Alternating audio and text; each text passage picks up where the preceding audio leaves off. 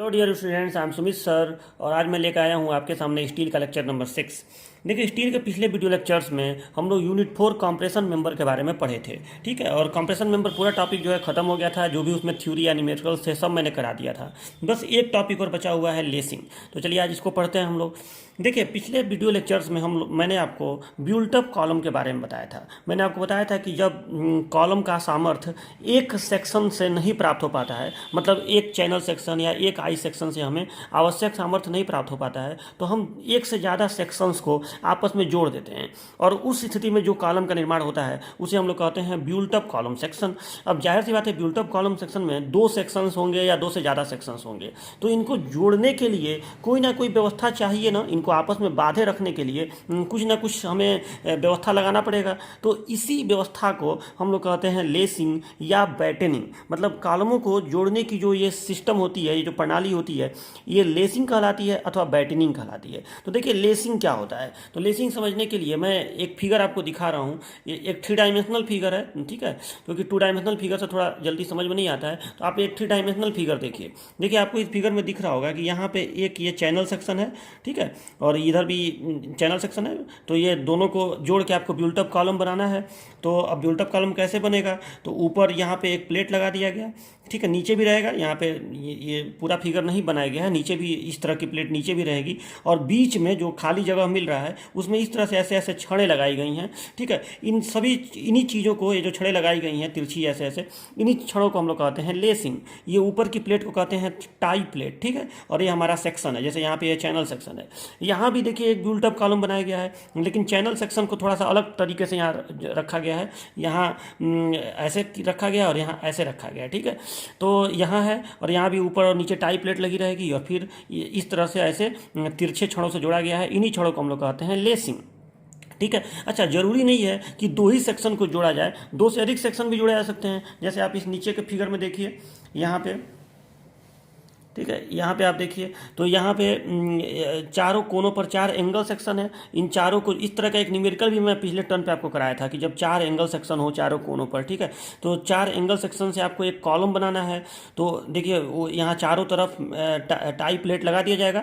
वो उधर भी लगा रहेगा, इधर भी लगा रहेगा, मतलब चारों तरफ लगा रहेगा। फिगर में भले ना शो किया गया हो, चारों तरफ टाई प्लेट लगा दिया जाएगा।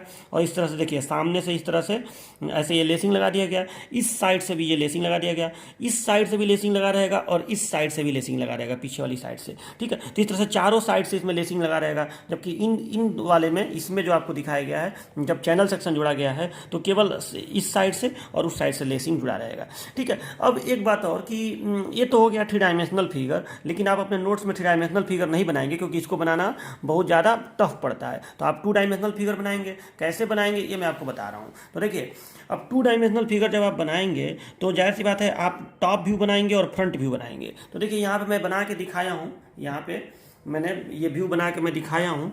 तो इसको आप देखिए, एक मिनट, देखिए यहाँ पे ये व्यू मैं बनाया हूँ। तो देखिए, आपको दिख रहा होगा कि यहाँ पे ये व्यू मैंने बनाया है कि ये वही, देखिए ये वही सामने वाला पोर्शन है जो ये इसमें आपको दिखा था अभी, कि ये जो पोर्शन है चैनल सेक्शन का, ये जो सामने वाला प्लेन पोर्शन है वही ये पोर्शन है। देखिए कि ये है, ठीक है, ये जो आपको दिख रहा है ये चैनल सेक्शन है, ठीक है। ये ऊपर और नीचे टाई प्लेट हो गई, ठीक है। और फिर ये जो है इसको हम लोग कहेंगे लेसिंग। अब सामने से तो बस यही लेसिंग दिखेगा, लेकिन ऐसा ही लेसिंग एकदम पीछे भी रहेगा, मतलब इसी के जस्ट पीछे ऐसे भी करके ऐसे ऐसे रहेगा, ठीक है। तो ये है। अच्छा, इसका भी अगर आप फ्रंट व्यू बनाएंगे, इस वाले का भी, तो भी ऐसा ही बनेगा। देखिए, फ्रंट व्यू में कोई अंतर नहीं आएगा।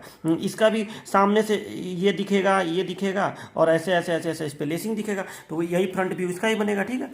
तो ऐसे फ्रंट व्यू बनेगा। यहाँ तक कि अगर आप इस एंगल वाले का भी बनाएं, अगर आप इस एंगल वाले का ही बनाएं जो थोड़ा नीचे है, इस एंगल वाले का भी आप बनाएं, तो फ्रंट व्यू तो ऐसा ही दिखेगा। ये आपको एंगल का 2 सतह दिखेगा, 2 समतल सतह एंगल का, ठीक है। तो और इस पे ऐसे ऐसे लेसिंग दिखेगा। तो वही चीज़ यहाँ पे एंगल के लिए भी, मतलब मैं ये बताना चाहता हूँ आपको कि आप फ्रंट व्यू देख के ये बता नहीं पाएंगे, मतलब मैं खाली फ्रंट व्यू बना के कहूँ कि ये कौन सा सेक्शन है, ठीक है, उसके लिए आपको टॉप व्यू देखने की जरूरत पड़ेगी। वो आप टॉप व्यू से ही पता कर पाएंगे कि ये जो चीज़ आपको दिख रहा है, ये जो लंबा वाला चीज़ आपको दिख रहा है, ये कौन सा सेक्शन है, ठीक है, ये चैनल है कि एंगल है कि क्या है, ठीक है। तो अब देखिए, तो टॉप व्यू मैं तीनों का बना के दिखाया हूँ, मतलब मैं इस फिगर का भी टॉप व्यू बनाया हूँ, ठीक है।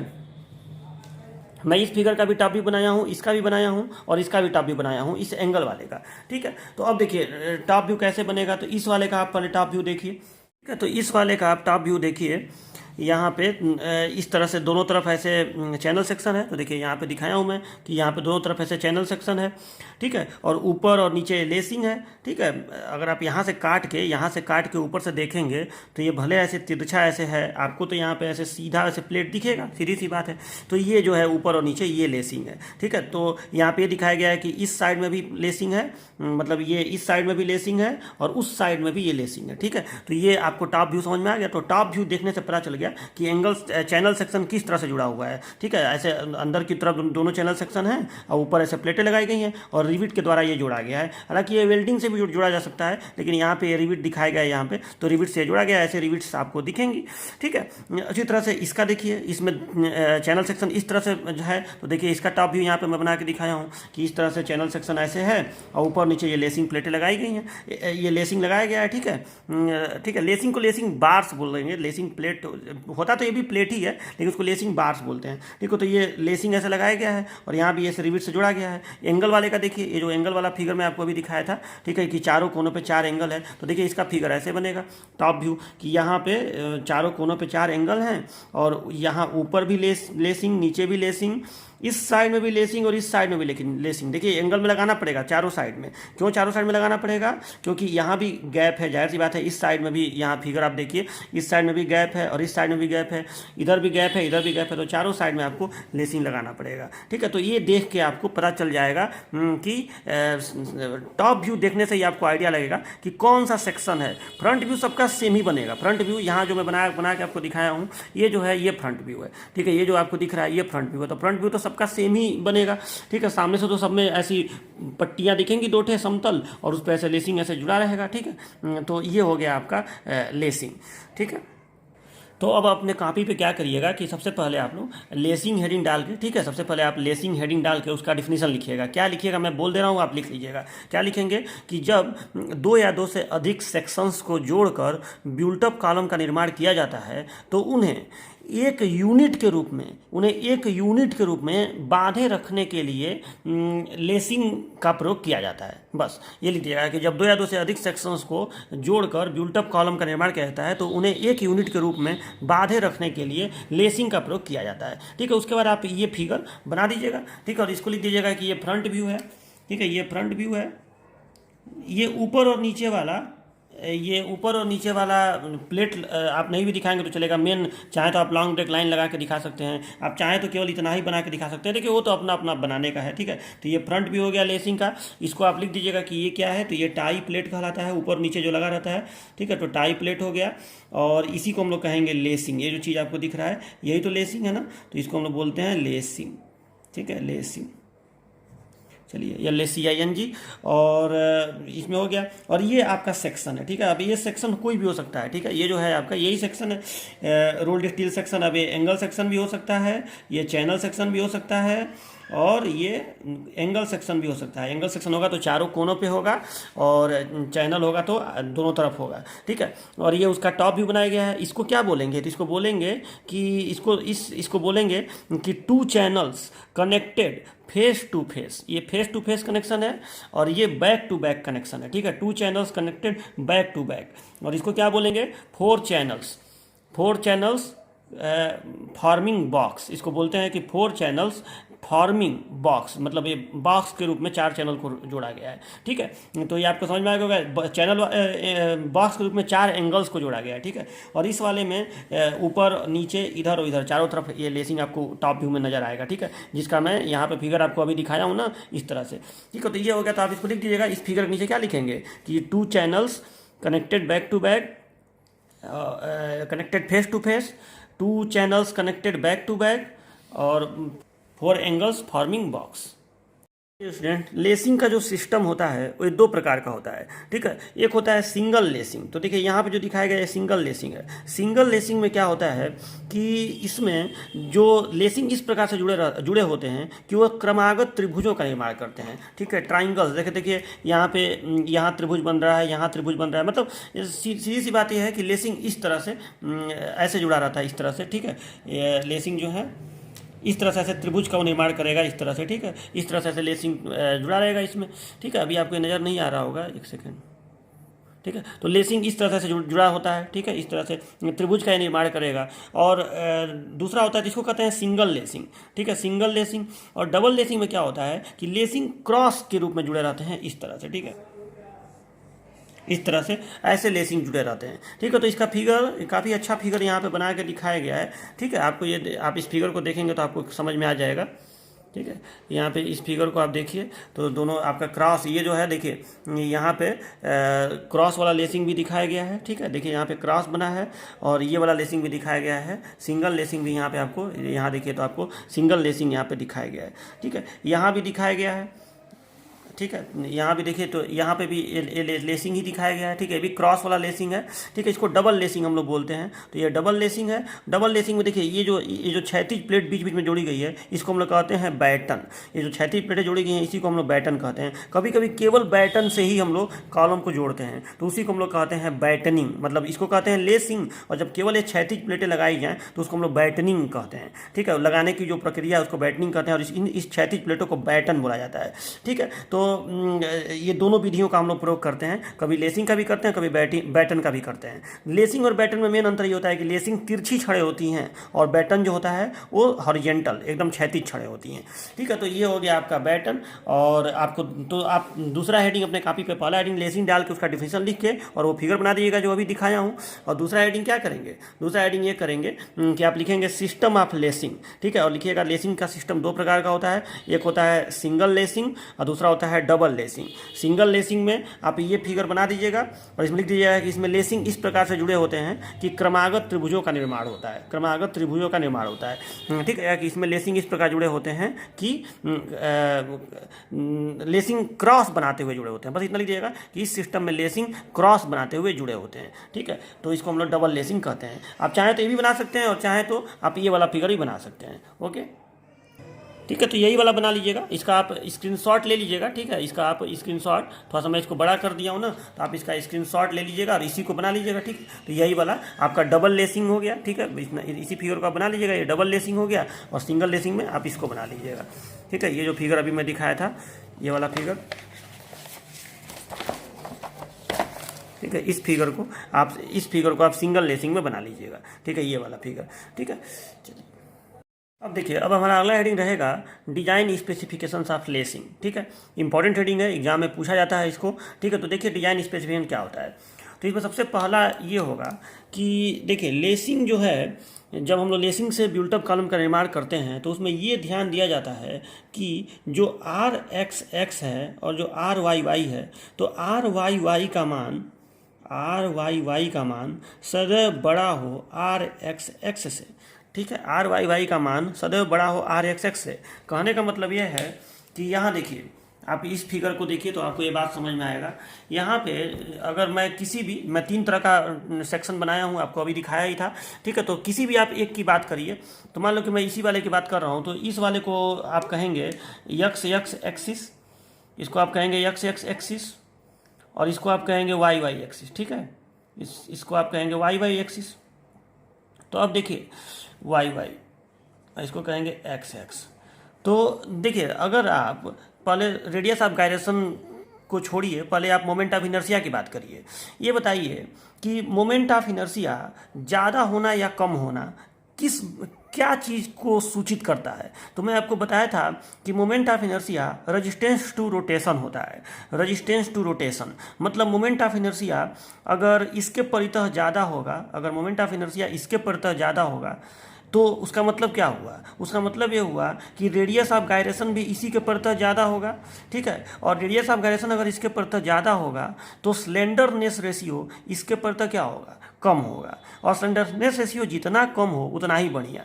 यानी इसके परितः अगर स्लेंडरनेस रेशियो कम होगा तो इसका मतलब ये हुआ कि कॉलम जो है इसके परितः बकल नहीं करेगा, कॉलम इस एक्सिस के परितः रोटेट नहीं करेगा, यानी बकल नहीं करेगा, ठीक है। अगर स्लेंडरनेस रेशियो इसके परितः कम हो, ठीक है, तो कॉलम इस एक्सिस के परितः बकल नहीं करेगा, ये इसका मतलब होता है। तो अब इस बात को ध्यान से आप समझिए कि अगर बिल्टअप कॉलम है, मान लो कि हमें दो चैनल को जोड़कर बिल्टअप कॉलम बनाना है, और सपोज डेट कि हमें चैनल थोड़ा सा इस तरह से जोड़ना है, मैं इसलिए ये वाला ले रहा हूँ, अभी आपको समझ में आ जाएगा। देखिए मान लीजिए इस तरह से हमें चैनल सेक्शन को जोड़ के बिल्टअप कॉलम बनाना है। तो मान लीजिए कि ये चैनल सेक्शन है, ठीक है, और इसको जोड़ के हमें बिल्टअप कॉलम का निर्माण करना है। और मान लो कि मैंने इनको टैगिंग रिविट से जोड़ दिया, सपोज डेट कि मैंने इनको टैगिंग रिविट से जोड़ दिया। मान लो कि हमने कॉलम बनाया और इनको टैगिंग रिविट से ऐसे जोड़ दिया, मान लो कि ऐसे टैगिंग रिविट से जोड़ दिया।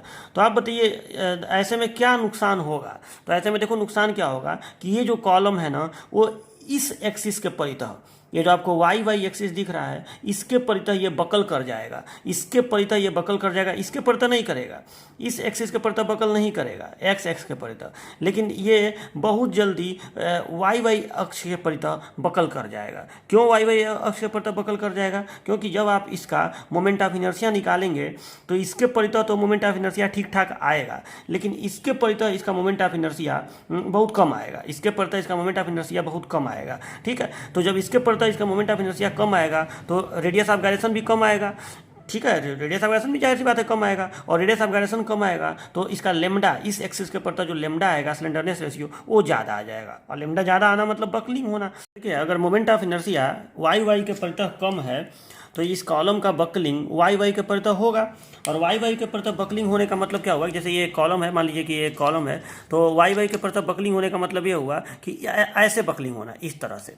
ठीक है, इस तरह से इस कॉलम का ऐसे ऐसे इधर ऐसे ऐसे बकलिंग होना, ये वाई वाई के परितः बकलिंग हुआ इस तरह से, मतलब कॉलम जो है इधर ऐसे बकल करेगा, चाहे इधर ऐसे बकल करेगा। ठीक है, और एक्स एक्स के परितः नहीं, ये वाला बकलिंग होने की संभावना कम रहेगी, ये एक्स एक्स के परितः बकलिंग है, ये जो बकलिंग मैं दिखा रहा हूँ ये एक्स एक्स के परितः बकलिंग है, ऐसे इधर ऐसे जाएगा तो ये एक्स एक्स के परितः है। वाई वाई के परितः मतलब ये वाई वाई है तो दोनों तरफ इधर इधर, मतलब ये वाली बकलिंग होने की संभावना इधर चाहे इधर वाली बकलिंग होने की संभावना बहुत ज़्यादा हो जाएगी। ठीक है, क्योंकि लेमडा वाई वाई के परितः इसमें कम आ रहा है। अब कम क्यों आ रहा है? मोमेंट ऑफ इनर्शिया की वजह से। हमने इसको टैगिंग रिविट से जोड़ा दो चैनल को। अब देखिए, अब ये जो बिल्टअप कॉलम बना इसका ये कैपिटल वाई वाई अक्ष हो जाएगा। मैंने आपको पिछले लेक्चर्स में सब बताया था, कैपिटल वाई वाई पूरे सेक्शन का, और ये कैपिटल एक्स एक्स एक्सिस हो जाएगा, कैपिटल एक्स एक्स। अब देखिए आप एक बात बताइए, जब आप इसका मोमेंट ऑफ इनर्शिया निकालेंगे तो आई कैपिटल एक्स एक्स बराबर आएगा 2 इंटू आई स्मॉल एक्स एक्स, और आई कैपिटल वाई वाई आपको समांतर अक्ष प्रमेय से निकालना पड़ेगा।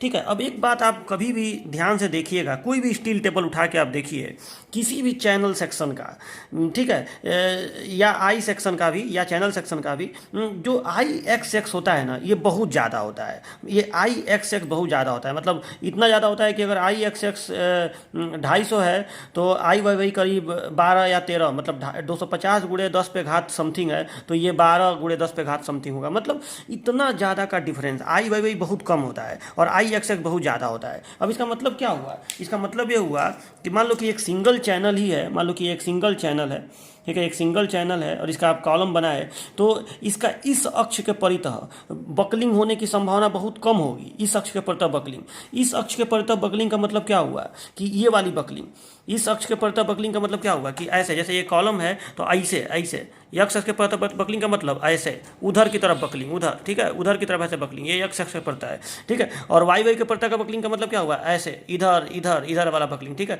ऐसे बकलिंग होना। तो ये वाली बकलिंग होने की संभावना इसकी बहुत कम होगी। यक्स अक्ष के परितः ऐसे वाली बकलिंग की संभावना इसकी बहुत कम होगी, ऐसे वाली, ठीक है, लेकिन ऐसे वाली बकलिंग की संभावना इसकी बहुत ज़्यादा होगी क्योंकि ऐसे इसका मोमेंट ऑफ इनर्शिया बहुत कम है, मतलब ये कॉलम जो है ऐसे बकल कर जाएगा। ठीक है, ये कहने का मतलब है। तो यहाँ पे आप जब बिल्टअप कॉलम आप बना रहे हैं तो आपको तो जनरली अत्यधिक सामर्थ्य का कॉलम चाहिए जिसमें बकलिंग बहुत ज़्यादा लोड पे हो। तो ये बताइए यहाँ पे क्या अगर आप टैगिंग रिविट से जोड़े तो क्या मोमेंट ऑफ इनर्शिया अच्छा खासा बढ़ा हुआ मिलेगा? मुझे तो नहीं लगता है कि बढ़ा हुआ मिलेगा। इसलिए नहीं बढ़ा हुआ मिलेगा क्योंकि जब आप इसका मोमेंट ऑफ इनर्शिया निकालेंगे तो आखिर समांतर अक्ष प्रमेय का प्रयोग करेंगे। तो आई वाई वाई जब निकालेंगे आप, तो मान लो कि ये एक चैनल सेक्शन है, इसका ये हो गया स्मॉल आई वाई वाई, ये मान लो स्मॉल आई वाई है, तो आप स्मॉल आई वाई वाई और plus small i Y y plus a h square, यही ना करते हैं समांतर अक्ष प्रमेय में।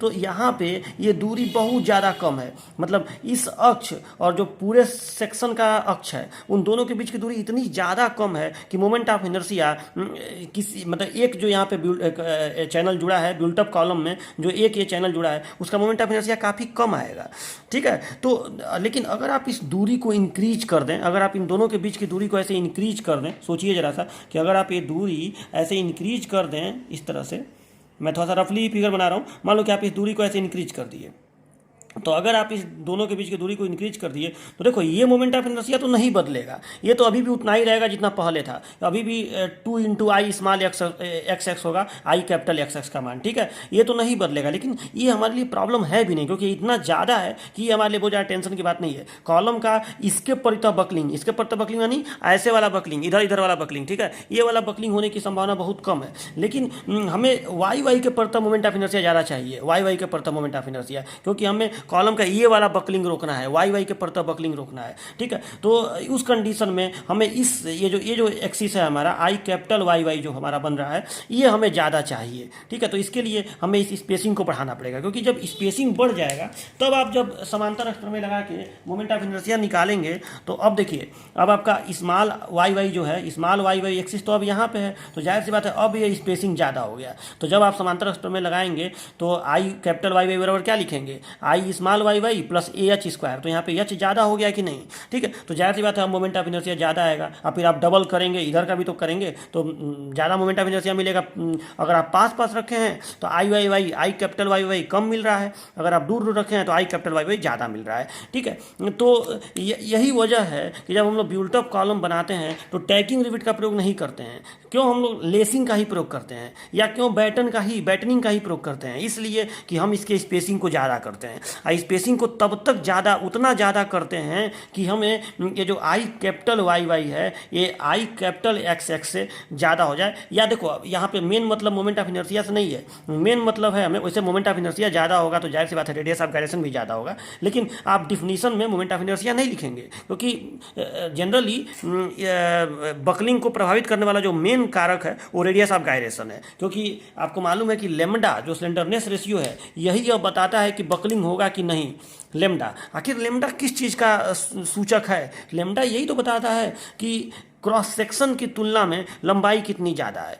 मतलब कोई कॉलम अगर बहुत लंबा भी हो लेकिन ठीक ठाक मोटा भी हो सकता है उसमें बकलिंग ना हो, लेकिन अगर कॉलम बहुत कम ही लंबा हो लेकिन बहुत पतला हो तो उसमें बकलिंग हो सकती है। तो लेमडा यही तो बताता है कि कॉलम कितना सकरा है, स्लेंडरनेस रेशियो। तो लेमडा का फार्मूला होता है effective length upon r min, ठीक है, लिस्ट रेडियस ऑफ गायरेशन। तो यहाँ पे जाहिर सी बात है लेमडा को प्रभावित करने के लिए ये r min main responsible factor है, ठीक है। अगर आर मीन का मान बहुत कम होगा तो उसमें बकलिंग, तो लेमडा ज़्यादा होगा, लेमडा ज़्यादा होने का मतलब बकलिंग होगा। तो इसीलिए चूंकि इसका आर मीन जो है, ये जो बिल्टअप कॉलम आप बना रहे हैं तो इसका आर मीन को आपको ज़्यादा रखना है, ये जो मिनिमम वाला है इसको आपको ज़्यादा रखना है। ज़्यादा रखेंगे तो ये कम आएगा तो बकलिंग होने की संभावना कम होगी। तो इसको ज़्यादा रखने का यही उपाय है कि आप यहाँ पे डिस्टेंस को थोड़ा इंक्रीज करिए, ठीक है, और तब तक इंक्रीज करिए कि ये जो आर वाई वाई है, आर वाई वाई ये ग्रेटर देन हो जाए या इक्वल टू हो जाए। मतलब ग्रेटर देन हो तो ज़्यादा बढ़िया है, लेकिन कम से कम इक्वल टू तो जरूर हो किसके, आर एक्स एक्स के, ताकि ये इधर वाला जो बकलिंग इसके परितः जो बकलिंग हो रहा है, वाई वाई के परितः जो बकलिंग हो रहा है, वाई वाई के परितः बकलिंग का मतलब कौन सा बकलिंग, तो वाई वाई के परितः बकलिंग का मतलब ये वाला बकलिंग। ऐसे कॉलम है तो इधर इधर वाला बकलिंग, ठीक है, ये वाई वाई के परितः बकलिंग कहलाएगा, ठीक है। तो ये वाली बकलिंग भी होने की संभावना खत्म हो जाए, और ये वाली बकलिंग तो जनरली कॉलम में होता ही बहुत कम चांस होता है, ठीक है, ये वाली बकलिंग होने की संभावना, क्योंकि ऑटोमेटिक उसका मोमेंट ऑफ इनर्शिया इसके अबाउट तो बहुत एक्स एक्स के अबाउट तो बहुत ज़्यादा होता है। तो देखिए पहला डिजाइन स्पेसिफिकेशन आपका हो गया, जिसको मैंने यहाँ लिखा है कि r y y should be greater than or equal to r x x, ठीक है। तो ये तो हो गया इसका लिखने का तरीका। इसको अच्छे से आप लिख दीजिएगा कि लेसिंग के द्वारा जब बिल्टअप कॉलम का निर्माण करते हैं तो वाई वाई एक्स के परितः radius of gyration x x के परितः रेडियस ऑफ गायरेशन से ज़्यादा या बराबर होना चाहिए। R y y should be greater than equal to r x x, ठीक है। अब देखिए दूसरा क्या है आपका, दूसरा डिजाइन स्पेसिफिकेशन कि slenderness ratio of lacing bars should not be more than 145। मतलब जो स्लेंडरनेस रेशियो है लेसिंग बार्स का वो 145 से ज़्यादा नहीं होना चाहिए। अब इसको इसका मतलब समझ लीजिए, इसका मतलब ये हुआ कि जैसे ये मान लीजिए कि ब्यूल्ट अप कॉलम है, देखिए फ्रंट व्यू में आपको बता चुका हूँ ना कि फ्रंट व्यू ऐसे बनेगा और यहाँ पे आप ऐसे लेसिंग लगाए, ठीक है। यहाँ पे फिर एक और मेंबर ऐसे जोड़ दिए, ठीक है, फिर एक और मेंबर ऐसे जोड़ दिए, ठीक है, यही तो होता है, यहाँ पे ऐसे जोड़ते चलेगा। तो अब देखिए, तो ये आपका ये जो आपका बार है, ये जनरली ये बार एक प्लेट के जैसा ही होता है। देखो ये जो चीज़ें जिसको मैं लेसिंग कह रहा हूँ ना, ये जनरली प्लेट होता है, या उसको आप फ्लैट भी कहते हैं, फ्लैट या प्लेट। कभी कभी एंगल सेक्शन का प्रयोग भी इसके रूप में लेसिंग बार्स के रूप में किया जाता है, कभी कभी एंगल सेक्शन भी प्रयोग कर लिया जाता है, ठीक है। लेकिन जनरली फ्लैट या प्लेट का प्रयोग हम लोग करते हैं, लेकिन एंगल का भी करते हैं, ये भी याद रखिएगा। तो अब देखिए मान लीजिए कोई फ्लैट ही है, आप इसको फिलहाल फ्लैट मान के चलिए। तो ये मान लीजिए कोई फ्लैट है या प्लेट है, तो अब वो फ्लैट या प्लेट है तो ऐसा दिखेगा ना, मैं उसका अगर सिंपल फिगर बनाऊँ तो ऐसा ही तो दिखेगा।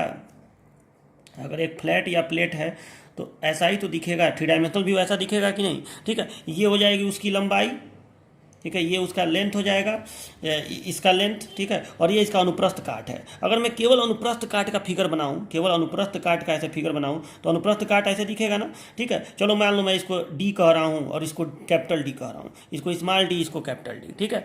तो ये जो मैं 145 लिखा हूं ये क्या है, इसको समझ लीजिए।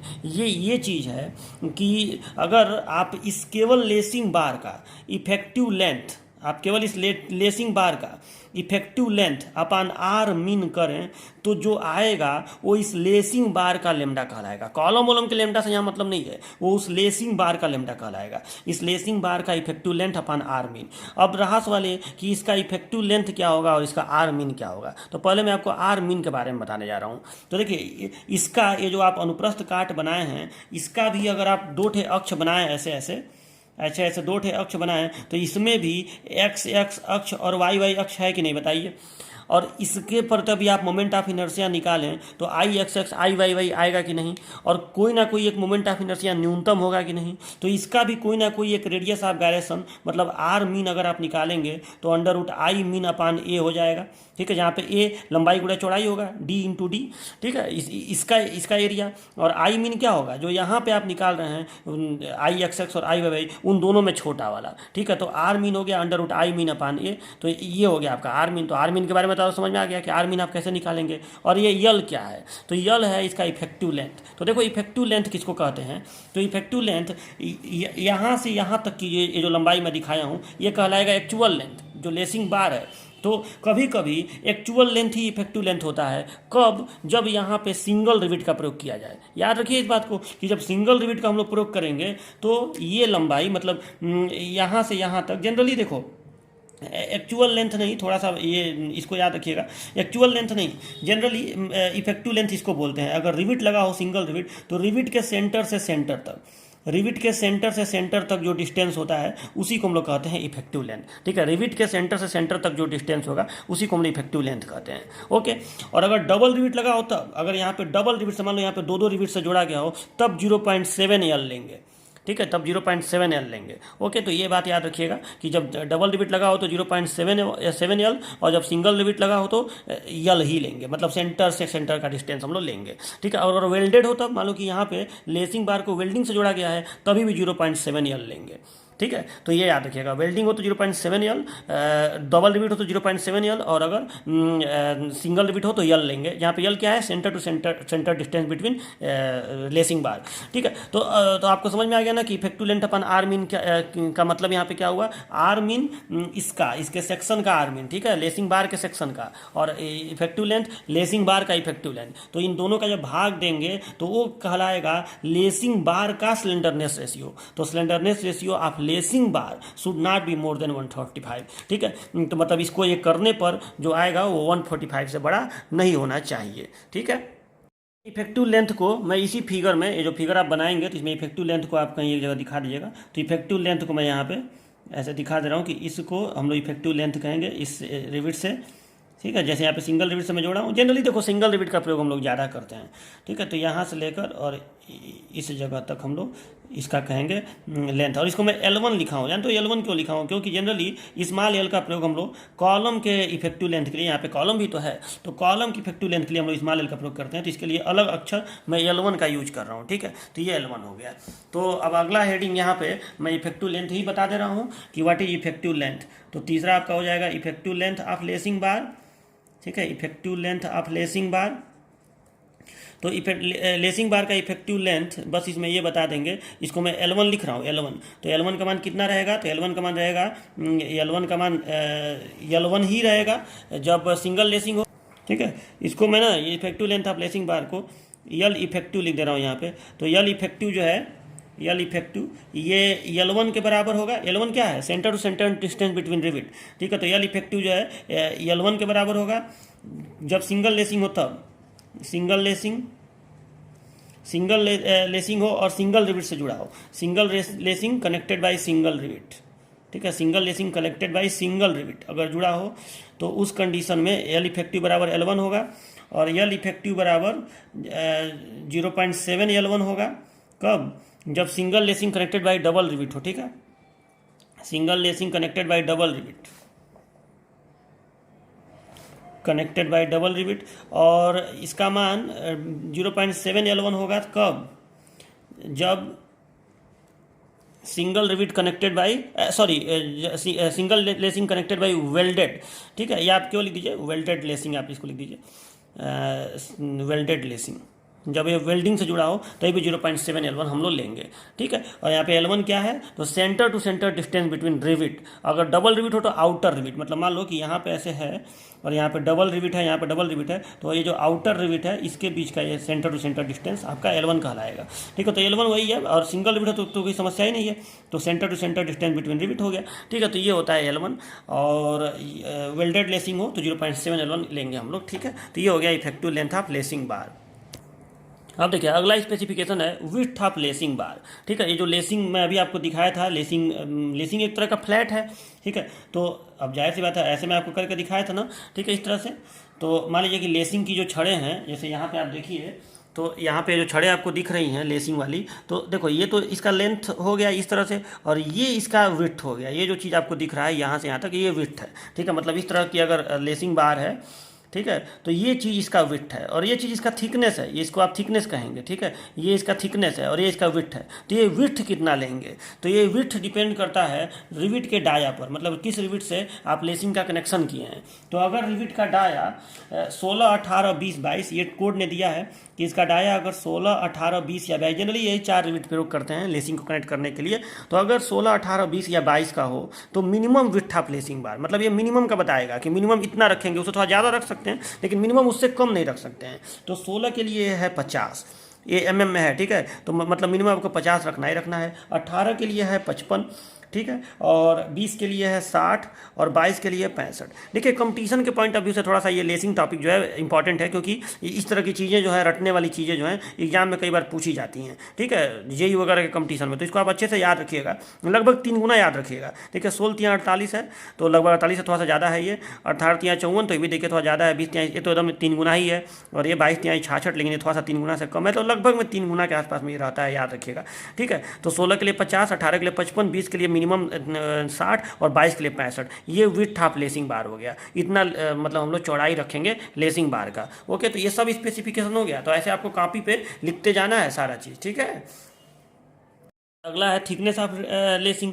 थिकनेस में आपको बताइए किया हूँ कि ये जो लेसिंग बार है, ठीक है, तो ये तो इसका लेंथ हो गया, और ये जो है ये चीज़ इसका विड्थ हो गया, और ये चीज़ इसका थिकनेस हो गया, जो ठीक है, ये चीज़ जो आपको दिख रहा है थिकनेस हो गया। जैसे इस फिगर में देखिए, तो यहाँ पे ये तो इसका लेंथ हो गया यहाँ से यहाँ तक, ठीक है, ये लेंथ हो गया, और ये सेंटर टू सेंटर डिस्टेंस जो है इसी को हम लोग कहते हैं L1, ठीक है, L1।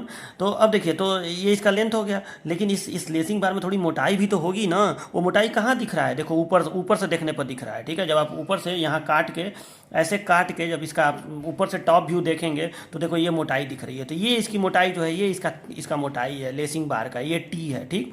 तो ये इसकी मोटाई है। तो आपको बताना है कि जो थिकनेस होता है लेसिंग बार का, ठीक है, ये थिकनेस कितना रखा जाता है। ठीक है, तो ये जो मिनिमम थिकनेस है ये मैं आपको बता रहा हूँ कि मिनिमम थिकनेस टी मीन कितना होता है। मिनिमम जनरली आप याद रखेंगे तो उससे थोड़ा सा अधिक रखना पड़ेगा आपको। तो देखिए टी मिनिमम जो है ये रखा जाता है L1/60 और टी मिनिमम रखा जाता है L1/40।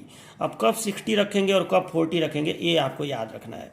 कब 60 रखेंगे और कब 40 रखेंगे, कब L1/60 रखेंगे और कब L1/40 रखेंगे। तो ये लिया जाता है फॉर सिंगल लेसिंग, जब सिंगल लेसिंग हो। ठीक है, और ये लिया जाता है फॉर डबल लेसिंग। ठीक है, जब डबल लेसिंग हो।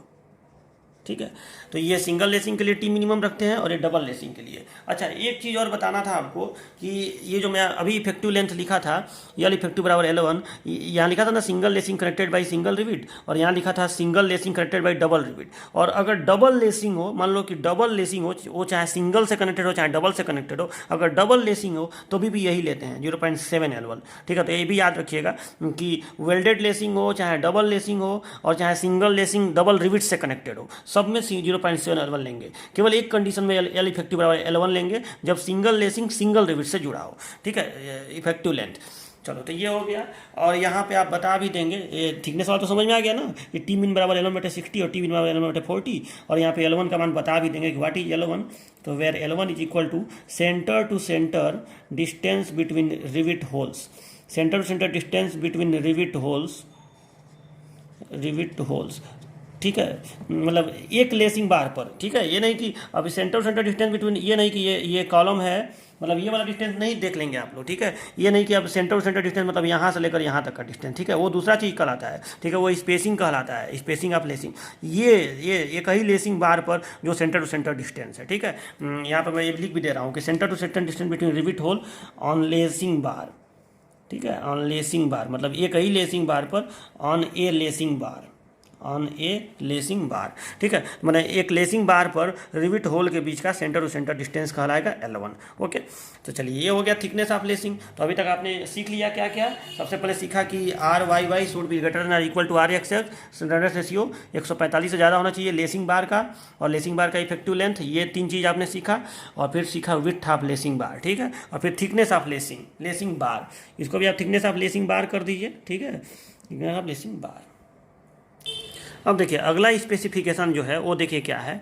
स्पेसिंग मैं दोनों में लिखा हूँ, हिंदी और इंग्लिश दोनों में। तो देखिए पहले इंग्लिश में बता रहा हूँ आपको। Spacing of lacing should be chosen in such a way that buckling between column components में बी प्रिवेंटेड। ठीक है, हिंदी हुआ इसका कि लेसिंग का अंतराल इस प्रकार लिया जाता है कि कॉलम के घटक खंड का बकलिंग न हो। तो देखिए इसको मैं आपको समझा रहा हूँ। सबसे पहले आप ये समझिए कि लेसिंग का स्पेसिंग किसको कहते हैं।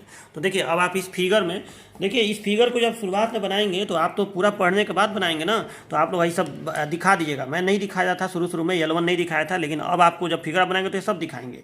तो देखिए अब इसमें स्पेसिंग किसको कहते हैं। तो स्पेसिंग हम लोग इसको कहते हैं। देखिए कि यहाँ पे ये जो रिविट है, ये जो लेसिंग है, इसके सेंटर से लेकर और अगला जो लेसिंग है इसके सेंटर तक, इसको हम लोग कहते हैं स्पेसिंग ऑफ लेसिंग। ठीक है, और मैं इसके लिए फिलहाल मैं इसके लिए सी सिंबल का प्रयोग कर रहा हूँ। सी को मैं यहाँ कह रहा हूँ स्पेसिंग ऑफ लेसिंग। ठीक है, सी का वर्ड मैं प्रयोग कर रहा हूँ। L1 length of lacing bar और सी स्पेसिंग ऑफ लेसिंग। ठीक है, तो ये हम लोग यूज करेंगे। तो ये हो गया आपका spacing of lacing bar. Okay, तो इसको आप इस फिगर में दिखाएंगे। तो अब देखो, तो यहाँ पे मैंने ये लिखा है कि ये जो स्पेसिंग है इसको हम लोग इस प्रकार चूज करेंगे कि इतने दूर में, मतलब यहाँ से लेकर और यहाँ तक जो कॉलम है, कॉलम तो ये पूरा लंबा कॉलम है, लेकिन इतने दूर में जो कॉलम का सेक्शन है, कॉलम का कंपोनेंट, मतलब कॉलम का जो घटक है, पूरा बिल्टअप कॉलम नहीं। ठीक है, उस बिल्टअप कॉलम का ये घटक कहलाएगा ना। इतने दूर में ये बिल्टअप कॉलम का घटक केवल कहलाएगा, घटक। ठीक है, पूरा कॉलम तो ये हो गया। तो उस बिल्टअप कॉलम का ये जो इतना दूर कंपोनेंट है, ये टुकड़ा है। ठीक है, तो इस टुकड़े का यानी इस कंपोनेंट का, इस घटक का जो बकलिंग है वो रुका रहना चाहिए। मतलब हमें सी को इस प्रकार चूज करना है कि इतने दूर का बकलिंग नहीं होना चाहिए। और देखो ये सी हर जगह इक्वली होता है, ये नहीं कि यहाँ पे सी कुछ और होगा, स्पेसिंग यहाँ पे कुछ और होगा। ये भी एक रूल है कि स्पेसिंग हर जगह एक समान होना चाहिए। मतलब यहाँ पे भी होगा तो जाहिर सी बात है, एक का रुका रहेगा तो इसका भी रुका रहेगा, नीचे वाले का भी सबका रुका रहेगा ये। ठीक है, तो ये चीज़ आपको ध्यान देना है कि सी को ऐसे लेना है कि कॉलम के घटक का बकलिंग ना हो। तो अब देखिए इसको फिर से एक बार पढ़िए, अब आपको समझ में आ जाएगा कि लेसिंग का अंतराल यानी सी इस प्रकार लिया जाता है कि, ठीक है, यहाँ इन्वर्टेड का में आप सी लिख भी देंगे तो अच्छा रहेगा, या ब्रैकेट में लेसिंग का अंतराल सी इस प्रकार लिया जाता है कि कॉलम के घटक खंड का बकलिंग न हो। Spacing of lacing should be chosen in such a way that buckling between column components column components में बी प्रिवेंटेड। ठीक है, तो ये हो गया। तो बकलिंग ऑफ होगा यहाँ पे, बकलिंग ऑफ कॉलम कंपोनेंट्स में भी प्रिवेंटेड। ओके, तो ये हो गया आपका। अब देखिए, अब इसके लिए आप क्या, कोड ने क्या प्रोविजन दिया है कि आप सी को कैसे चूज करेंगे। तो सच पूछिए तो कोड ने डायरेक्टली सी का नहीं दिया है कि आप सी का मान इतना चूज कर लीजिए। कोड बकलिंग को रोकने की बात करेगा, और बकलिंग को रोकने के लिए एक ही चीज़ हम लोग रखते हैं, लेमडा। लेमडा से ही हम लोग बकलिंग को रोक सकते हैं। ठीक है, तो कोड ने क्या किया है कि कॉलम का जो घटक है, मतलब इतने दूर का जो ये कॉलम का कंपोनेंट है, इसके लिए लेमडा का मान फिक्स कर दिया है कि लेमडा का मान आप इससे ज़्यादा मत लीजिए। लेमडा का मान ज़्यादा होना मतलब बकलिंग होने की संभावना बढ़ जाती है। तो उसने क्या किया है कि लेमडा का मान लिमिटेड कर दिया है कि आप कॉलम के घटक का लेमडा इतना ही रखिए, और उसी से आपको सी का आइडिया लग जाएगा। या सच पूछिए तो जो भी सी आप लेंगे उसका आप चेकिंग कर सकते हैं कि कहीं इस सी के लिए लेमडा ज़्यादा तो नहीं हो रहा है, एक सर्टेन लिमिट से ज़्यादा हो गया तो आपको सी को कम करना पड़ेगा। जाहिर सी बात है, देखो जब लंबाई ज़्यादा होती है ना तो बकलिंग बढ़ने की संभावना ज़्यादा हो जाती है, क्योंकि लेमडा ज़्यादा होने लगता है। ठीक है, वैसे भी एक कॉमन सी बात है कि लंबाई ज़्यादा होगी तो लोड पड़ने पर कॉलम बकल करेगा। ठीक है, तो आपको ये जो लेसिंग का गैप है, इसको अगर आप बहुत ज़्यादा रख देंगे तो जब लोड पड़ेगा तो कॉलम जो है इसके बीच में या इसके बीच में या इसके बीच में, मतलब बकलिंग की संभावना बढ़ जाएगी। तो इसको गैप को आपको एक सर्टेन लिमिट के अंदर रखना है। ठीक है, तो उसके लिए अब कॉलम ने क्या प्रोविज़न दिया है ये देखिए। तो अब इसके लिए for this following codal provision should be satisfied, मतलब लेसिंग का अंतराल आपको इस प्रकार लेना है कि कॉलम के घटक का जो बकलिंग हो न हो। तो इसके लिए कोड ने क्या तरीका बताया है, तो for this following codal provision satisfied, Hindi में लिखेंगे कि इसके लिए कोड ने निम्नलिखित नियम दिया है। और क्या नियम दिया है, तो जो लेमडा है, लेमडा कंपोनेंट, मतलब जब जो कॉलम का घटक है उसका जो लेमडा है, lambda component should not be more then, देखिए ये मोर देन का सिंबल हो गया, ग्रेटर देन, इसको काट दीजिए, should not be more then, कितना ज़्यादा नहीं होना चाहिए, 50 से ज़्यादा। और एक और चीज़ बताया है, दो प्रोविजन कोड ने दिया है, और एक और प्रोविजन दिया है कि for this lambda component should not be more then 0.7 into lambda column, यानी पूरे कॉलम का जो लेमडा है उसमें तो उसके 70%, यानी तो हम 7 से गुणा कर दीजिए तो जो आए उससे भी ज़्यादा नहीं होना चाहिए। और एक संख्या दिया है 50, जिससे ज़्यादा नहीं होना चाहिए। यानी सीधी सी बात है कि मान लो कि लेमडा कॉलम, मान लीजिए कि सपोज दैट लेमडा कॉलम 40 है, मान लो कि लेमडा कॉलम जो है मतलब पूरे कॉलम का, ठीक है, ये पूरा जो कॉलम है, जब आप कॉलम का डिजाइन करते हैं, चाहे वो बिल्टअप कॉलम हो चाहे कोई भी कॉलम हो, तो उसका लेमडा निकालते हैं कि नहीं। तो ठीक है, तो मान लीजिए कि इस पूरे कॉलम का 40 है, सपोज दैट इसका लेमडा 40 है। ठीक है, तो आप 40 में 60 का गुणा करेंगे तो 28 आएगा, और यहाँ पे 50 है, तो आपको 28 से ज़्यादा नहीं रखना है। मतलब इन दोनों में जो मिनिमम होगा उससे ज़्यादा आपको लेमडा कंपोनेंट नहीं रखना है। सीधी सी बात है, मतलब लेमडा कंपोनेंट, और लेमडा कंपोनेंट का मतलब, लेमडा कंपोनेंट मतलब किसी भी एक इसके बीच का लेमडा, और इसके बीच का लेमडा कैसे निकलेगा, तो ऐसे निकलेगा, ये सी लेंथ बटे इफेक्टिव लेंथ बटे आर मीन होता है, तो सी बटे आपको इस कॉलम का आर मीन कर देना है, सी बटे इस कॉलम का आर मीन। और कॉलम का आर मीन कैसे निकलेगा, तो कॉलम का आर मीन शुरुआत में जब आप कॉलम का डिजाइन किए रहेंगे, जैसे मान लो कि यही सेक्शन है, मान लो कि यही वाला कॉलम का सेक्शन है, तो आप इसका आई एक्स एक्स आई वाई वाई निकाले रहेंगे कि नहीं, इस पूरे बिल्टअप का आई एक्स एक्स आई वाई वाई निकाले रहेंगे, फिर आर मीन आई मीन निकाले रहेंगे, फिर आर मीन निकाले रहेंगे, और इफेक्टिव लेंथ तो निकाले ही रहेंगे, तो effective length upon r min किए रहेंगे, तो इस पूरे कॉलम का लेमडा निकला रहेगा कि नहीं। वही लेमडा यहाँ पे भी प्रयोग होगा, बस यहाँ पे लंबाई में सी का प्रयोग होगा। ठीक है, लेमडा तो वही प्रयोग, आर मीन तो वही प्रयोग हो जाएगा लेमडा कंपोनेंट निकालने के लिए भी, लेकिन लेंथ के जगह पे ये सी का प्रयोग होगा। ठीक है, तो ये यहाँ पे लेमडा कंपोनेंट हो गया। तो लेमडा कंपोनेंट जो है मतलब एक घटक का जो लेमडा है वो 50 से ज़्यादा नहीं होना चाहिए, और जो लेमडा कॉलम है मतलब कॉलम का जो लेमडा है उसका 70% ज़्यादा नहीं होना चाहिए। ठीक है, दोनों से ज़्यादा नहीं होना चाहिए। अब जाहिर सी बात है जो कम वाला होगा उससे ज़्यादा नहीं होना चाहिए इन दोनों में। तो ये आपको बिल्कुल समझ में आया होगा। तो अंतराल को इसके हिसाब से हम लोग चूज करेंगे। ठीक है।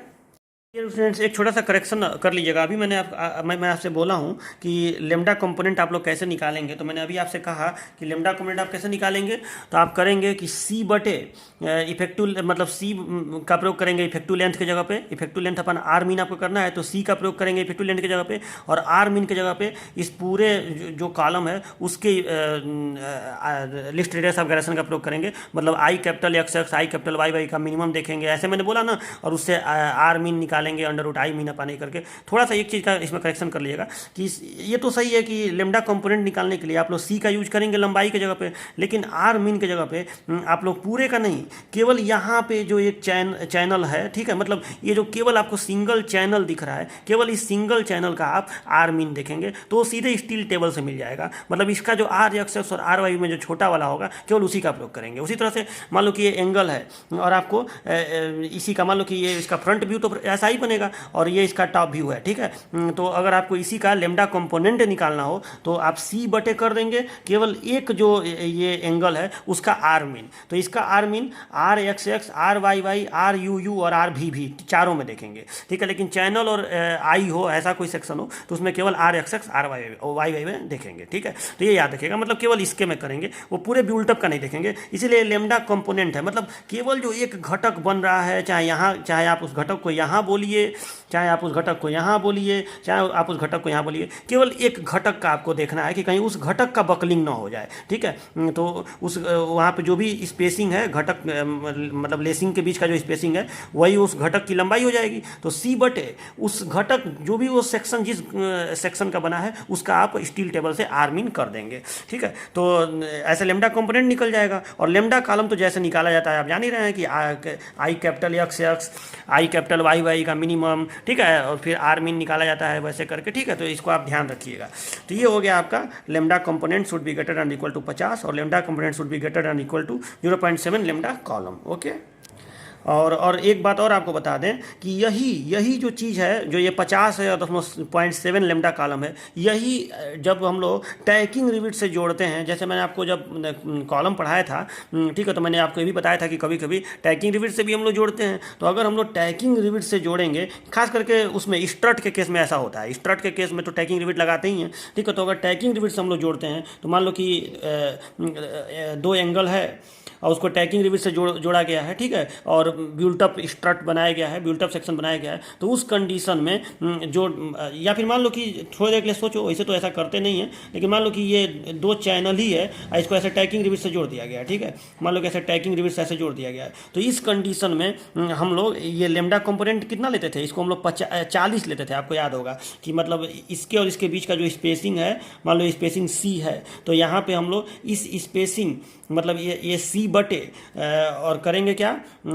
आर मीन करेंगे किसी एक का, ठीक है, किसी एक का जो आर मीन होगा वो करेंगे किसी एक सेक्शन का। तो सी बटे आर मीन करेंगे तो हमको ये लेमडा कंपोनेंट निकल जाएगा। और ये जो लेमडा कंपोनेंट है ये should not be more than 40, और यहाँ पे था should not be more then 0.6 lambda column, ठीक है, उसमें ऐसा होता था, ठीक है। याद रखिएगा, जो मैं आपको पढ़ाया था पिछले टॉपिक में, इसी चैप्टर के पिछले टॉपिक में आप पलट के देख लीजिएगा, वहाँ पर मैंने लेमडा कंपोनेंट नहीं लिखा था उसको, लेकिन ये मैंने आपको लैंग्वेज ग्रुप में लिखवाया था कि ये 40 से ज़्यादा नहीं होना चाहिए और पूरे सेक्शन के 60% से ज़्यादा नहीं होना चाहिए, ये मैंने आपको बताया था। तो वही चीज़ यहाँ पे ये आपको मैं समझा रहा हूँ कि 50 से ज़्यादा नहीं होना चाहिए और 0.7 लेमडा कॉलम से ज़्यादा नहीं होना चाहिए। देखिए ये सब चीज़ें मैं इतना डिटेल में, मैं चाहूँ तो आपको खाली रटवा सकता हूँ, ऐसा नहीं है कि खाली चाहूँ तो ऐसे लिखवा सकता हूँ एक दो लाइन में, लेकिन बात है ना कि मैं खुद भी पढ़ा हूँ और पढ़ाया हुआ भी हूँ बच्चों को, तो मैं जानता हूँ कि बच्चे ये सब चीज़ें समझ नहीं पाते हैं। रटने को तो थोड़ा बहुत रट लेते हैं लेकिन समझ नहीं पाते हैं। और बात इससे खराबी ये हो जाती है कि अगर आप रटे रहेंगे ना तो एग्जाम में घुमा घुमा के जब क्वेश्चन पूछ देगा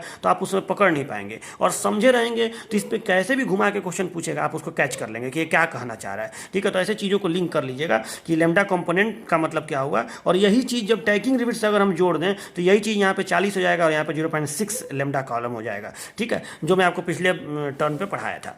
चलिए स्टूडेंट्स, अब आपका अगला स्पेसिफिकेशन है, हमारा 6 स्पेसिफिकेशन हो गया। अब 7वां है angle of lacing should be between, angle of lacing from vertical, angle of lacing from vertical should be between 40 to 70 degree, should be between 40 to 70 degree, आप इसको चाहें तो हिंदी में भी लिख सकते हैं कि ऊर्ध्वाधर से लेसिंग का कोण 40 से 70 डिग्री के मध्य होना चाहिए। अब ये लेसिंग का कोण क्या है, लेसिंग एंगल बोलते हैं इसको, एंगल ऑफ लेसिंग या लेसिंग एंगल। ये देखिए अब इसी फिगर को मैं दोबारा इस फिगर में एक चीज़ और बढ़ा रहा हूँ, ठीक है, यही लास्ट चीज़ है, अब इस फिगर में कुछ और बढ़ाना नहीं पड़ेगा। तो देखिए इसको कहते हैं एंगल ऑफ लेसिंग, कि अगर यहाँ से मैं एक सेंटर लाइन ऐसे खींचूँ, ऐसे एक सेंटर लाइन ऐसे खींच दूँ, ठीक है, और यहाँ पे वर्टिकल एक लाइन ड्रा करूँ ऐसे, ठीक है, वर्टिकल लाइन आप जहाँ चाहें वहाँ ड्रा कर सकते हैं, ठीक है, मैं यहीं पे ऐसे ड्रा कर दे रहा हूँ, ठीक है, यहीं पे ऐसे ड्रा कर दे रहा हूँ, ठीक है। तो ये जो एंगल आपका बन रहा है, ये जो एंगल बन रहा है, इसको हम लोग कहते हैं एंगल ऑफ लेसिंग थीटा, ठीक है। यहाँ पे भी अगर आप चाहें तो दिखा सकते हैं, ठीक है, इधर से भी आप चाहें तो ऐसे दिखा सकते हैं कि ये एक वर्टिकल लाइन है, तो ये जो एंगल बन रहा है इसको हम लोग कहते हैं थीटा, ठीक है, इस एंगल को, ठीक है। तो ये एंगल, तो इसी को हम लोग कहते हैं लेसिंग एंगल या एंगल ऑफ लेसिंग थीटा। तो ये जो एंगल है, मतलब एक तरह से सीधी सी बात कही जाए तो ये जो लेसिंग है कितने कोण पे इसको झुका के रखना है, यही लेसिंग एंगल कहलाता है, ठीक है। ऐसे मतलब इसको अगर मैं एक रेखा से ऐसे दिखाऊं तो ये जो तिरछा ऐसे बना हुआ है, इसको ऊर्ध्वाधर से कितने कोण पे झुका के इसको रखना है, यही लेसिंग एंगल कहलाता है, ऊर्ध्वाधर से, ठीक है। तो ये जो एंगल है ये 40 से 70 डिग्री के बीच में रखना चाहिए, ठीक है। मतलब this angle should be less than 40 degree, ठीक है, और this angle should be more than 40 degree and should be more than or equal to 40 degree and should be less than or equal to 70 degree. ये आपको याद रखना है, ठीक है। एंगल ऑफ लेसिंग जो है 40 से 70 के बीच में रहेगा, ठीक है। अब देखिए अगला स्पेसिफिकेशन है कि lacing should be same through out the section, that is width, thickness, spacing and angle of lacing should be same. मतलब लेसिंग जो है वो पूरे सेक्शन में सेम होना चाहिए, मतलब उसकी चौड़ाई, आप इसको हिंदी में भी लिख लीजिएगा कि लेसिंग पूरे सेक्शन में समान होनी चाहिए, अर्थात उसकी चौड़ाई, उसकी मोटाई, उसका स्पेसिंग और उसका एंगल समान होना चाहिए, ठीक है।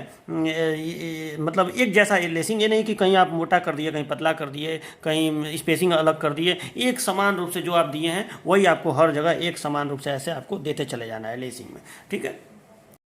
और देखिए 9वां आपका स्पेसिफिकेशन है, सच पूछे तो ये स्पेसिफिकेशन नहीं है बल्कि ये बस आपको मैं जानकारी के लिए बता रहा हूँ, ठीक है, कि अगर जैसे आप जो लेसिंग लगाते हैं, लेसिंग का सिस्टम बताया दो तरह का होता है, single lacing, double lacing. Lacing का जो अरेंजमेंट है, मैंने उसकी जो व्यवस्था है वो भी दो तरह की होती है। एक व्यवस्था होती है जिसमें सभी ज्वाइंट्स इंडिपेंडेंट होते हैं और दूसरी होती है जिसमें ज्वाइंट्स कॉमन होते हैं। जैसे देखिए इसमें इस लेसिंग का जो ज्वाइंट है, यहाँ पे जो रिविट लगाया गया है, ये इंडिपेंडेंट है, इसको अगले वाले से कोई मतलब नहीं है, ये अगले वाला यहाँ पे है, फिर ये यहाँ पे है, ठीक। और इसमें देखिए यहाँ पे अभी ये मैं दिखाया नहीं हूँ, इधर भी तो इधर ऐसे गया रहेगा, ठीक है, लेकिन मान लो वो शुरुआती का है, यहाँ तो कॉमन है ना, यहाँ जो रिविट लगा रहेगा ये मान लो कि एक नीचे रहेगा एक ऊपर रहेगा, ठीक है, एक प्लेट नीचे रहेगा एक प्लेट ऊपर रहेगा, हो सकता है ये प्लेट ऊपर हो और वो प्लेट नीचे हो, अब जो भी हो, ठीक है। यहाँ भी एक प्लेट नीचे एक प्लेट ऊपर, यहाँ भी एक प्लेट नीचे एक प्लेट ऊपर, ठीक है। तो यहाँ पे आप देखिए तो ये कॉमन ज्वाइंट्स हैं, यहाँ पे कॉमन ज्वाइंट्स हैं, ठीक है। तो इस कंडीशन में जो अब ये दो तरह का अरेंजमेंट मैं आपको दिखाया हूँ, तो आपको ये बताना है कि कौन सा अरेंजमेंट आप इस्तेमाल करेंगे। वैसे तो दोनों तरह का कर सकते हैं, लेकिन कौन सा ज़्यादा अच्छा है, कौन सा अरेंजमेंट। तो देखिए ये जो अरेंजमेंट है इसके तुलना में ये अरेंजमेंट ज़्यादा अच्छा माना जाता है, ठीक है। ये अरेंजमेंट ज़्यादा अच्छा माना जाता है, ये जो अरेंजमेंट दिखाया हूँ ये अरेंजमेंट ज़्यादा अच्छा माना जाता है इसके तुलना में। मतलब जो अरेंजमेंट ए है ये ज़्यादा अच्छा माना जाता है अरेंजमेंट बी के तुलना में। देखिए क्यों ऐसा होता है, क्योंकि देखिए इसमें आप यहाँ से यहाँ तक बोलेंगे स्पेसिंग, ठीक है, मतलब यहाँ से यहाँ तक सी हो गया और इसमें यहाँ से यहाँ तक सी हो गया, मान लो कि दोनों का सी सेम ही है, ठीक है, उससे नहीं मतलब है। तो अब मैं ये बोल रहा हूँ कि अगर मान लो कि कोई भी एक रिविट फेल कर गया, जैसे मान लो यहाँ एक रिविट फेल कर गया, तो अगर एक रिविट फेल कर गया तो ये सी का मान जो है ये यहाँ से लेकर यहाँ तक हो जाएगा, क्योंकि जब कनेक्शन नहीं रह गया, वो फेल कर गया, तो स्पेसिंग यानी जहाँ पे कनेक्शन हो, ठीक है, दो कॉलम्स के बीच का, मतलब कॉलम के बीच का उतना जो सेक्शन है वो एक कॉलम के घटक के रूप में काम करेगा। तो यहाँ से अगर रिविट फेल कर गया तो घटक की दूरी यहाँ से यहाँ तक हो जाएगी, तो यहाँ सी का मान ज़्यादा हो जाएगा।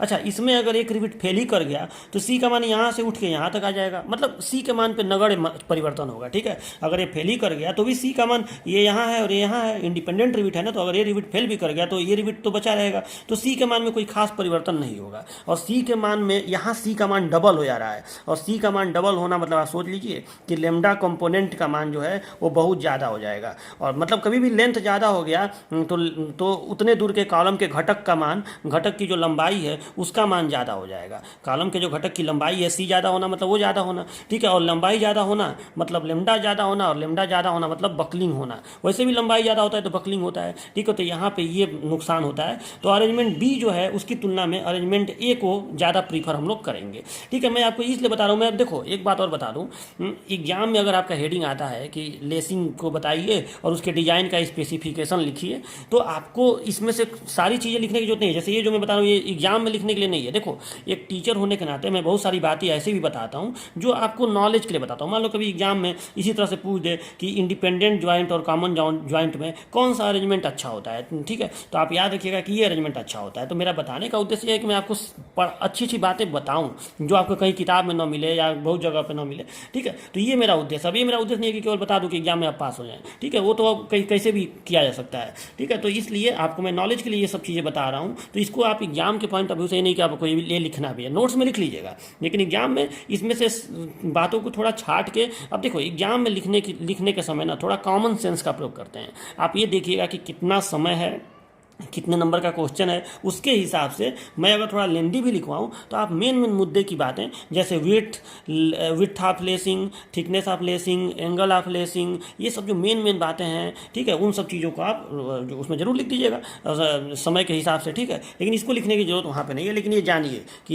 ये जो अरेंजमेंट है, arrangement A is better than arrangement B, ठीक है, ठीक है। चलिए अब देखिए अगला स्पेसिफिकेशन क्या है। डियर स्टूडेंट्स, अगला आपका 10वां स्पेसिफिकेशन है फोर्सेज इन लेसिंग मेंबर्स, ठीक है, और ये लास्ट स्पेसिफिकेशन है, लेकिन इसमें कई सारे पॉइंट्स रहेंगे, ABCD करके मैं लिखूंगा, ठीक है। तो फोर्सेज इन लेसिंग मेंबर्स, ठीक है, कि लेसिंग मेंबर जो है उनमें कौन से फोर्स आते हैं। तो देखिए लेसिंग मेंबर जो ये इसको लेसिंग मेंबर या लेसिंग बार कहा जाता है, ठीक है। तो ये जो लेसिंग मेंबर है ये ट्रस के मेंबर की तरह, जैसे आप लोग ट्रस पढ़े होंगे मैकेनिक्स में, तो ये ट्रस के मेंबर की तरह बिहेव करते हैं, ठीक है। मतलब इसमें भी टेंशन या कॉम्प्रेशन जो है वो जनरेट होता है। तो हम लोग जब इसका डिजाइन करते हैं लेसिंग मेंबर का, तो इसका डिजाइन हम लोग कितने टेंसाइल फोर्स के लिए करेंगे या कितने कॉम्प्रेसिव फोर्स के लिए करेंगे, इसका पता हम कैसे लगाएंगे। तो देखिए इसके लिए जो तरीका बनाया गया है वो ये बनाया गया है कि lacing bars are designed for transverse shear force V is equal to 2.5% of column axial load. मतलब कॉलम पे जितना, आखिर कॉलम में ही लेसिंग बार लगाना है, तो कॉलम पे जितना एक्सियल लोड लगेगा उसका 2.5% हम निकाल लेंगे और उस 2.5% को हम इस दिशा में ऐसे लगाएंगे। इसको हम लोग कहेंगे ट्रांसवर्स शियर फोर्स। ट्रांसवर्स इसलिए क्योंकि कोई भी कॉलम है तो इसको कहते हैं कॉलम का लॉन्गिट्यूडनल एक्सिस, और लॉन्गिट्यूडनल के लंबवत कोई फोर्स लगे तो वो ट्रांसवर्स कहलाएगा, ट्रांसवर्स दिशा में लगेगा। और चूंकि इस फोर्स की प्रवृत्ति कॉलम को काटने की होगी, जाहिर सी बात है ऐसे फोर्स लगेगा तो इसकी प्रवृत्ति कॉलम को काटने की होगी, कटिंग करने की होगी, इसलिए इसको हम लोग कहेंगे shear force, transverse shear force. तो यहाँ देखिए क्या लिखा है हिंदी में, आप क्या लिखेंगे, इसको लिखेंगे कि लेसिंग बार का design transverse shear force V बराबर 2.5% ऑफ कॉलम एक्सियल लोड के लिए किया जाता है, ठीक है। तो ट्रांसवर्स शियर फोर्स का मान कितना लेते हैं हम लोग, मात्र कॉलम एक्सियल लोड का 2.5%। उसी के लिए अब इसके लिए जितना टेंशन और कॉम्प्रेशन मेंबर में प्रोड्यूस होगा, लेसिंग बार में प्रोड्यूस होगा, उसी के लिए हम लोग डिजाइन करेंगे। तो अब देखिए, तो मैं ये तो हो गया। अब मैं एक बात और यहाँ समझ लीजिए कि transverse shear force on each lacing bar is equal to V/2।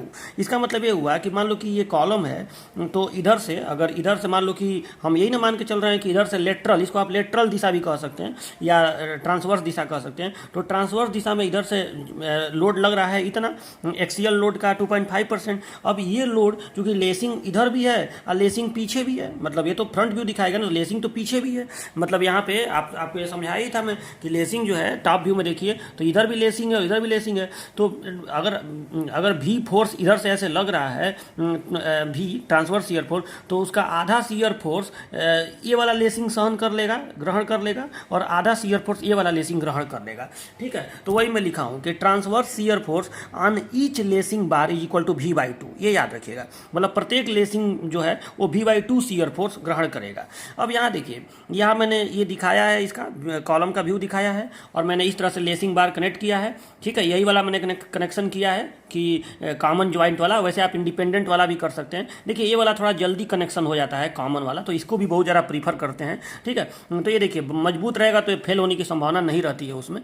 तो अब देखिए तो ये जो है आपका अभी मैं क्या बोल रहा हूँ कि अभी मैं यहाँ से और यहाँ से इसको कट करके, यहाँ से और यहाँ से कट करके इन दोनों सेक्शंस के बीच में मैं इसका फ्री बॉडी डायग्राम जा रहा हूँ बनाने। आप फ्री बॉडी डायग्राम सुने होंगे जरूर मैकेनिक्स में, ठीक है। तो मैं लिखा हूँ कि now free body diagram of column between 111 and 222। मैं यहाँ पे दिखा रहा हूँ इस यहाँ से और यहाँ से दोनों जगह से कट करके मैं कॉलम का फ्री बॉडी डायग्राम आपको दिखा रहा हूँ, ठीक है। केवल इस पोर्शन का दिखा रहा हूँ यहाँ पे कट करके। तो देखिए मतलब एक जो ये कॉलम का कंपोनेंट है उसी का बस फ्री बॉडी डायग्राम, इतने दूर का मैं फ्री बॉडी डायग्राम यहाँ बना रहा हूँ, ठीक है। वही यहाँ पे मैं बनाने जा रहा हूँ। तो अब देखिए, तो यहाँ पे ये कॉलम का पार्ट हो गया, मतलब यहाँ से लेकर यहाँ तक, और यहाँ से लेसिंग का पार्ट हो जाएगा। लेकिन आपको मालूम है कि फ्री बॉडी डायग्राम में केवल बलों को ही दिखाया जाता है। यहाँ पे अब आप लेसिंग को ऐसे दिखाने की जरूरत नहीं है कि ऐसे लेसिंग है इधर और इधर, ठीक है। ऐसे दिखाने की केवल बल से ही हमको मतलब है। हमको ये पता करना है कि कितना टेंशन और कंप्रेशन इस लेसिंग बार में आएगा। तो देखो मैं ये मान के चल रहा हूँ कि यहाँ पे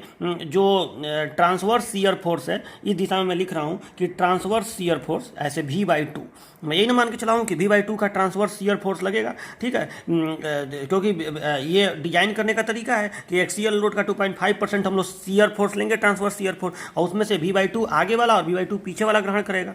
तो यहाँ मैं लिखा हूँ V/2, ठीक है। अब देखो ये जो V/2 है ये कहीं ना कहीं मतलब ये फोर्स लग रहा है।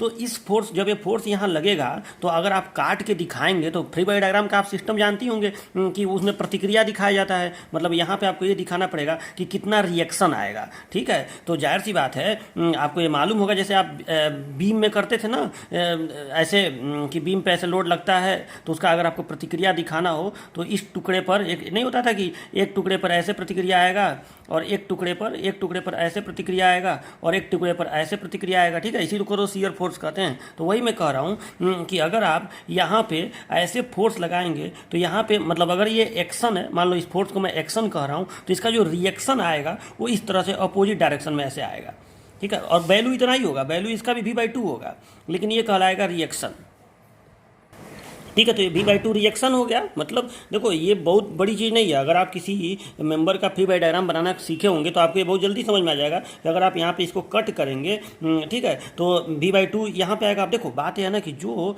मैं थोड़ा सा इसको आपको कॉन्सेप्ट दे रहा हूँ कि यहाँ पे आप कट किए हैं तो इसके ऊपर का जो मेंबर होगा, मतलब ये वाला मेंबर, तो उस पर अगर इस पर आप इस तरह से रिएक्शन दिखा रहे हैं तो इस पर इस तरह से रिएक्शन आएगा, और जब दोनों मिलेंगे तो जीरो हो जाएगा वहाँ का रिएक्शन, क्योंकि ये संतुलन में है, क्योंकि पूरा मेंबर तो संतुलन में ही है वहाँ पे। तो ये होता है। तो देखिए, तो मैं ये बोल रहा हूँ कि यहाँ पे अगर इस तरह से V/2 फोर्स लगा तो यहाँ V/2 रिएक्शन आएगा, और उसी तरह से ऊपर अगर ऐसे आ रहा है तो नीचे के मेंबर में जो रिएक्शन आएगा वो ऐसे आएगा, ठीक है। नीचे के मेंबर में इस तरह से V/2 रिएक्शन आएगा, रिएक्शन, ठीक है।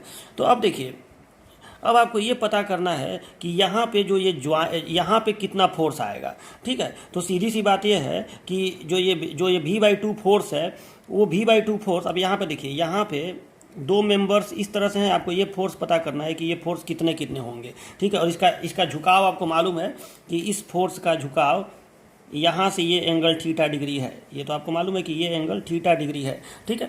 तो आपको ये दोनों फोर्स बस पता कर लेना है। तो अब देखिए यहाँ पे अगर आप देखें तो ये जो V/2 फोर्स है, अगर आप इस V/2 फोर्स को यहाँ पे लगा हुआ मान लें थोड़ी देर के लिए, देखो ये एक जॉइंट है, ठीक है, इस पर आप ऐसे अगर V/2 लगा फोर्स मान लें, ठीक है। और यहाँ पे अब आपको बताना है कि यहाँ पे इस कितना, मतलब ये चूँकि फोर्स तिरछा है, ठीक है, तो इस फोर्स का मान और डायरेक्शन कितना होगा ताकि ये क्षैतिज घटक जो है V/2 हो जाए। मैं आपसे अगर पूछूं, जैसे अभी तक आप ये सुने हैं कि मैं आपको एक फोर्स दे दूंगा, कहूँ कि इसका क्षैतिज घटक कितना होगा, हॉरिजॉन्टल कंपोनेंट बताओ, लेकिन यहाँ पे मैं उल्टा बोल रहा हूँ। यहाँ पे एक फोर्स है, मैं इसका भी दिशा नहीं दिखा रहा हूँ, मैं बस आपसे बोल रहा हूँ कि इस वाले फोर्स का आप मुझे मान और दिशा बताइए जिसका क्षैतिज घटक, मतलब यहाँ से एक कोण थीटा है तो ये ऊर्ध्वाधर घटक है, ठीक है। मैं ऐसा कह रहा हूँ कि इसका क्षैतिज घटक V/2 हो जाए। तो इतना तो श्योर है ना कि जब ये फोर्स इधर है और ये फोर्स इधर है तो ये वाला फोर्स भी इधर ही होगा, यानी ज्वाइंट की तरफ ही होगा, ठीक है। यानी इसका डायरेक्शन तो आपको पता चल गया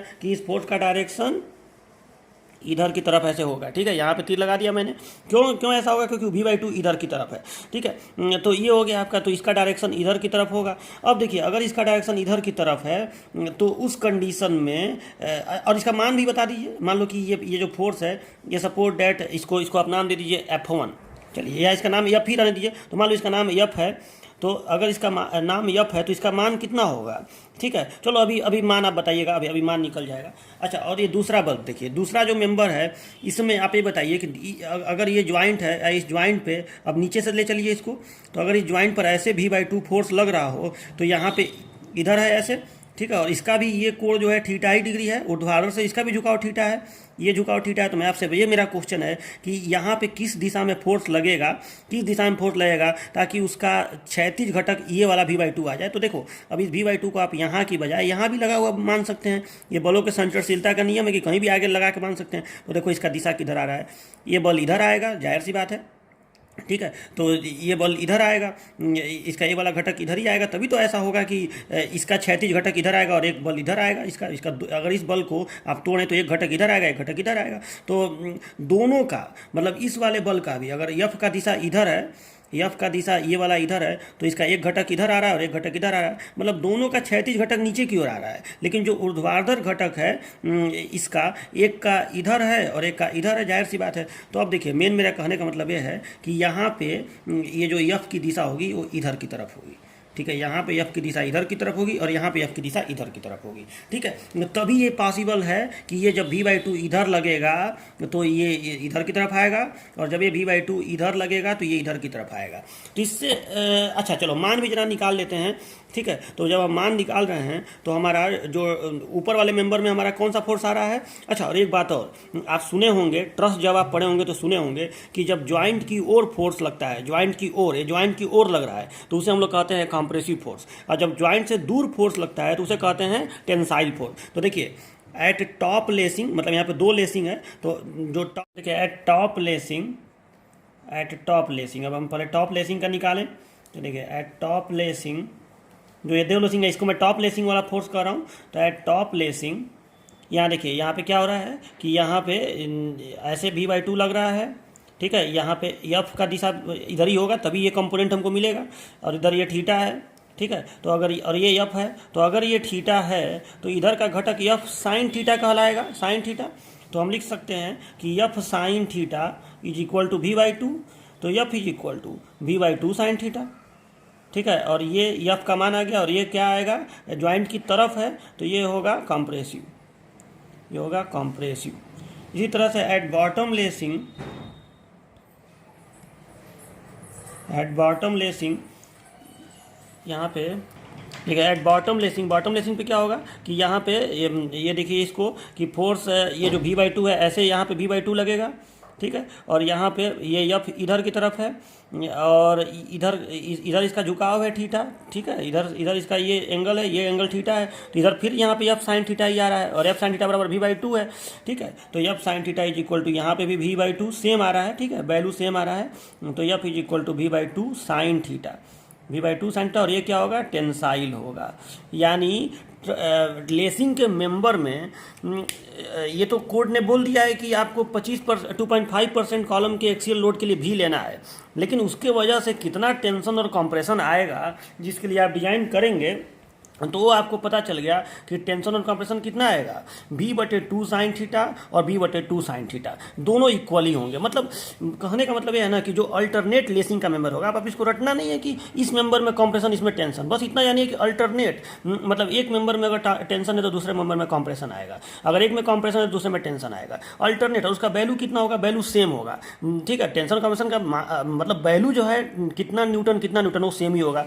कितना न्यूटन होगा, तो V/2 साइन थीटा, जहाँ पे थीटा क्या है तो उसका वर्टिकल से, जैसे ये लेसिंग मेंबर है तो इसका वर्टिकल से कितना झुकाव है, और भी क्या है तो एक्सियल लोड का 2.5%, ठीक है। तो ये आपका हो गया टेंसाइल फोर्स और कंप्रेसिव फोर्स। तो ये आपको जरूर समझ में आया होगा कि इसके लिए हम लोग डिजाइन करेंगे, ठीक है। इतना कंप्रेसिव फोर्स और इतना टेंसाइल फोर्स आएगा लेसिंग में, ठीक है। तो ये हो गया फोर्सेज इन लेसिंग मेंबर, ठीक है। और इसमें पहला हो गया डिजाइन स्पेसिफिकेशन में कि लेसिंग बार जो है वो इतने के लिए डिजाइन किया था, और उसमें टॉप वाले लेसिंग में, मतलब यहाँ पे देखो अब ये मत याद रखना कि टॉप लेसिंग में ही हमेशा ही होगा, यहाँ पे मैंने टॉप लेसिंग लिख के आपको समझाया है। अगर यही लेटरल फोर्स मैं इधर से ऐसे लगा देता, ठीक है, इधर से ऐसे लगा देता, कुछ किसी और तरीके से लगाता, तो हो सकता है कि ऊपर वाले में आ जाता कंप्रेशन, नीचे वाले में आ जाता टेंशन, ठीक है। तो या ऊपर वाले में आ जाता कंप्रेशन और नीचे वाले में आ जाता टेंशन, या ऊपर वाले में आ जाता कंप्रेशन और ऊपर वाले में आ जाता टेंशन और नीचे वाले में आ जाता कंप्रेशन, वो तो बदलता रहेगा अपना, ठीक है। तो ये होता है आपका इसका। कि अब नंबर ऑफ रिविट्स जो उसी में हम लोग जो 10वां स्पेसिफिकेशन कर रहे थे फोर्सेज इन लेसिंग मेंबर्स, उसमें पहला तो हो गया कि कितना टेंशन और कितना कंप्रेशन आएगा। अब जब टेंशन कंप्रेशन हमें पता चल जाएगा तो हम लोग क्या पता करेंगे कि हम कितना रिविट यहाँ लगाएंगे। देखिए ये जो स्पेसिफिकेशन मैं बता रहा हूँ, ये मैं आपको ये बता रहा हूँ कि लेसिंग का आप डिजाइन करेंगे कैसे, क्या क्या ध्यान रख के करेंगे। तो आपको ये तो पता चला कि लेसिंग का जो हम प्लेट लेंगे उसका चौड़ाई कितना लेंगे, उसका मोटाई कितना लेंगे, उसका एंगल कितना लेंगे, उसका स्पेसिंग कितना लेंगे, हर चीज़ पता चल गया। तो अब आपको ये भी तो पता चलना चाहिए कि आप ये रिविट कितना लेंगे। तो रिविट कैसे निकालेंगे, नंबर ऑफ रिविट। आपको ये भी पता चल गया कि उसमें टेंसाइल फोर्स का और कंप्रेसिव फोर्स कितना आएगा, दोनों इक्वल आएगा, और v/2 sin थीटा आएगा, और v का मान आपको मालूम ही है। ठीक है, तो अब देखिए, तो यहाँ पे जो ये रिविट की संख्या है उसको आप कैसे निकालेंगे। तो इसको देखिए, मैं पहले ये बता रहा हूँ कि अगर इंडिपेंडेंट ज्वाइंट हो, इंडिपेंडेंट ज्वाइंट मैंने वो वाला सिस्टम अभी बताया था ना, अरेंजमेंट ए और अरेंजमेंट बी, कि मतलब ऐसे हो, यहाँ पे एक लेसिंग हो और अगला उसी के ऊपर ना हो, ऐसे अलग हो। ठीक है, तो इसको हम अगर ये वाला अरेंजमेंट हो तो इसको हम कहेंगे इंडिपेंडेंट ज्वाइंट्स, और कॉमन ज्वाइंट बने ये वाला अरेंजमेंट। ठीक है, कि ऐसे एक लेसिंग का मेंबर हो और मान लो कि ये दूसरा लेसिंग का मेंबर हो। ठीक है, तो एक ही पे दोनों को ऐसे करके किया जाए। ठीक है, तो एक कॉमन ज्वाइंट है। तो अब देखिए इंडिपेंडेंट ज्वाइंट वाले में आप देखिए, तो हमने यही ना पता किया कि वो एक में आएगा कॉम्प्रेसिव फोर्स F और एक में आएगा टेंसाइल फोर्स F। ठीक है, ऊपर वाले में मैं कॉम्प्रेसिव दिखा रहा हूँ, नीचे वाले में टेंसाइल दिखा रहा हूँ। ठीक है, उसी तरह से मैंने ये पता किया कि अगर कॉमन ज्वाइंट भी हो तो एक में आएगा F कॉम्प्रेशन, ऊपर वाले में कॉम्प्रेशन दिखाया हूँ, और नीचे वाले में तो तब आएगा टेंशन, अल्टरनेट कॉम्प्रेशन टेंशन आता रहेगा। तो अब देखिए ये कॉमन ज्वाइंट वाला है। तो अब आप ये बताइए कि यहाँ पे कितना रिविट लगाना पड़ेगा। अगर आपको नंबर ऑफ रिविट पता करना है तो पहले आप ये देखिए कि इस रिविट को कितना फोर्स ट्रांसफ़र करना पड़ेगा। तो देखिए इसके डाउनवर्ड डायरेक्शन में, तो डाउनवर्ड डायरेक्शन में रिविट को, तो इसका देखिए 2 घटक आएगा। आप केवल एक रिविट को देखिए, तो इस रिविट को इसका एक घटक इधर आएगा। ठीक है, एक घटक इधर आएगा, इसका मान होगा F sin थीटा। छोटा छोटा आप इसी में लिख दीजिएगा, मेरा मार्कर मोटा है तो थोड़ा सा मैं लिख नहीं पा रहा हूँ। तो ये F sin थीटा हो जाएगा, और इधर की तरफ इसका घटक हो जाएगा F cos थीटा। ठीक है, तो इसको डाउनवर्ड डायरेक्शन में कितना फोर्स ट्रांसफर करना पड़ेगा, F cos थीटा। उसी तरह से इस रिविट का भी आप देखेंगे तो इधर की तरफ F sin थीटा हो जाएगा, और इधर की तरफ कितना हो जाएगा, F cos थीटा। तो इसको भी डाउनवर्ड डायरेक्शन में F cos थीटा। ठीक है, तो नंबर ऑफ रिविट कितना हो जाएगा, तो नंबर ऑफ रिविट N = हो जाएगा, डाउनवर्ड डायरेक्शन में कितना फोर्स ट्रांसफर करना पड़ रहा है, तो F cos theta upon rivet value, upon rivet value. और रिविट वैल्यू निकालना आप अच्छी तरह से जान रहे हैं कि रिविट वैल्यू कैसे निकलता है। ठीक है, आप निकालेंगे PS, आप निकालेंगे PB। ठीक है, PS कैसे निकालेंगे, तो रिविट को क्या व्यास मान लेंगे और πd² अपॉन 4 × टाउ VF कर देंगे। ठीक है, तो ये इससे आप निकाल लेंगे, जहाँ पे डायाफ होल है और ये परमिसिबल स्ट्रेस इन शियर है, ये सब आपको मैं सिखाया हूँ। ठीक है, ये निकल गया यहाँ पे। अब यहाँ पे देखिए, यहाँ पे आप कैसे निकालेंगे नंबर ऑफ रिविट। तो यहाँ पे थोड़ा सा अंतर आएगा। अंतर ये आएगा कि यहाँ पे जब आप कंपोनेंट निकालेंगे तो ये वाला कंपोनेंट आएगा F sin थीटा इधर की तरफ, और इसका कंपोनेंट इधर की तरफ F sin थीटा आएगा। मतलब एक ही ज्वाइंट पे इधर F sin थीटा और इधर F sin थीटा, तो ये दोनों एक दूसरे को कैंसिल कर देंगे। मतलब F sin थीटा तो कैंसिल हो गया। यहाँ पे ये कैंसिल भले नहीं हो रहा है, हमको केवल डाउनवर्ड वाला फोर्स देखना होता है कि डाउनवर्ड फोर्स कितना ट्रांसफर करना है। तो देखिए यहाँ तो F sin थीटा कैंसिल हो गया, उससे कोई मतलब भी नहीं है। लेकिन इधर देखिए, तो इधर आएगा F cos theta, F cos theta, और इसका भी नीचे की ओर तरफ आएगा F cos थीटा। 2 फोर्स आएंगे F cos थीटा के। देखिए यहाँ F cos थीटा इसका अलग है, उसका अलग है, तो अलग अलग हमें रिविट पता, मतलब हम एक लेसिंग बार को कितने रिविट से जोड़ेंगे, 1 से कि 2 से कि 3 से, तो हमें एक लेसिंग बार का पता करना है ना। तो एक लेसिंग बार को, एक जो रिविट है उसको कितना फोर्स ट्रांसफर करना पड़ रहा है डाउनवर्ड डायरेक्शन में, F cos थीटा। तो F cos थीटा बटे रिविट वैल्यू कर दिए। यहाँ पे एक रिविट को कितना फोर्स ट्रांसफर करना पड़ रहा है डाउनवर्ड डायरेक्शन में, 2F cos थीटा। ठीक है, तो यहाँ पे हो जाएगा 2F cos थीटा बटे रिविट वैल्यू, ये हो जाएगा। अच्छा, और एक चीज़ का और ध्यान दीजिएगा कि जब आप रिविट वैल्यू इसका निकालिएगा तो जब आप PS और PB निकालेंगे, शियर स्ट्रेंथ और बियरिंग स्ट्रेंथ, तो शियर स्ट्रेंथ में ये वाला फॉर्मूला इस्तेमाल करिएगा, 2 × πd² बटे 4 × टाउ VF, मतलब डबल शियर वाले का इस्तेमाल करिएगा। क्यों डबल शियर, क्योंकि ये वाला सिचुएशन है। इस सिचुएशन में अगर एक कॉलम है तो इस पर एक लेसिंग बार ऐसे और एक लेसिंग बार ऐसे होता है, तो ये चढ़ा के ना 2 लेसिंग बार इस पर जोड़ा गया है, तो यहाँ पे डबल शियर होगा। मतलब अगर आप ऊपर से देखें तो ये देखो, ये एक कॉलम है, यहाँ पे एक लेसिंग बार है, और यहाँ पे मतलब दोनों चढ़ा के जोड़े गए हैं, और इसको रिविट से ऐसे जोड़ना है, तो यहाँ पे कहीं ना कहीं देखो डबल शियर होगा। ठीक है, रिविट की यहाँ भी कटेगा और यहाँ भी कटेगा। ठीक है, इसलिए चूंकि ये चढ़ा के जोड़ा गया है, यहाँ पे रिविट जो आप लगाएंगे उसके कटने की प्रवृत्ति 2 जगह से होगी। ठीक है, तो आप यहाँ पे 2 πd² V²/4 into tau V F करेंगे। और पी का तो वही formula D T into sigma P F जो आप जान रहे हैं वही किया जाता है। ठीक है, तो ये हो गया आपका नंबर ऑफ रिविट्स निकालने का तरीका। तो मुझे पूरा उम्मीद है कि आपको ये समझ में आया होगा। ठीक है, और यफ का मान यहाँ पे क्या होगा, यहाँ पे यफ का मान क्या होगा, तो यफ का मान वही होगा अभी जो निकला है V/2 साइन थीटा, और यहाँ भी यफ का मान क्या होगा V/2 साइन थीटा। ठीक है, तो इसी के साथ आपका ये लेसिंग का डिज़ाइन का पूरा ख़त्म हो गया, डिज़ाइन स्पेसिफिकेशन। और देखिए अब आप लोग कहेंगे तो मैं इस पर एक न्यूमेरिकल भी आप लोगों को करा दूंगा। वैसे न्यूमेरिकल जनरली डिप्लोमा लेवल पे पूछता नहीं, अभी तो मैं डिप्लोमा लेवल के हिसाब से बहुत हाई लेवल का पढ़ाया हूँ। ठीक है, लेकिन जनरली ठीक ही है, जितना ज़्यादा आजकल कंपटीशन का ज़माना है, जितना आप ज़्यादा पढ़ ले उतना ही अच्छा है। ठीक है, तो अब अगर आप लोग कहेंगे तो मैं इसका न्यूमेरिकल भी एक आपको करा दूंगा, लेकिन जनरली न्यूमेरिकल आता नहीं है। ठीक है, तो आप लोग इसको तैयार रखिए। और हाँ, बैटनिंग जो हेडिंग है वो आपके सिलेबस में नहीं है, तो वो मैं आपको नहीं बताऊँगा। बस आपके सिलेबस में लेसिंग है तो लेसिंग तक ही रहने दीजिए, डिटेल में बता दिया हूँ। अब एग्जाम में आपको कैसे लिखना है इसी को थोड़ा सा संक्षेप में आप लिख दीजिएगा। जितनी चीज़ें मैंने आपको सब बता दिया। ठीक है, ठीक है।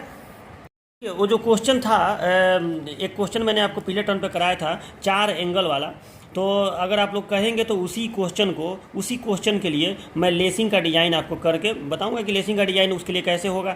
लेकिन देखो लेसिंग का डिज़ाइन करते समय ना वही हम लोग करते हैं कि लेसिंग बार का सबसे पहले विड्थ, थिकनेस, ये सब जैसे मैं बताया हूँ तरीका मान के ही करना है कि सब अंदाजा से पहले मान लेते हैं और सबका चेकिंग करते हैं। जैसे मान लीजिए कि आप विड्थ और थिकनेस मान लिए तो उसका लेमडा निकाल के देखेंगे लेसिंग बार का कि 145 से कम है कि नहीं।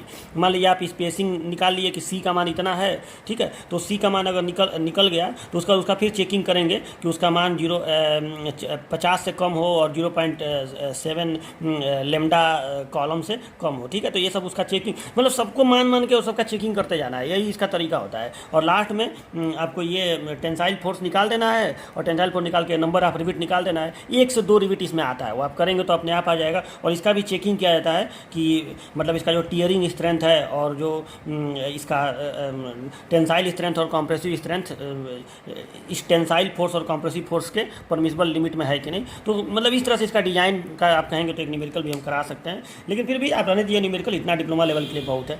तो चलिए आपका ये पूरा चैप्टर जो है कंप्रेशन मेंबर ये समाप्त हो गया।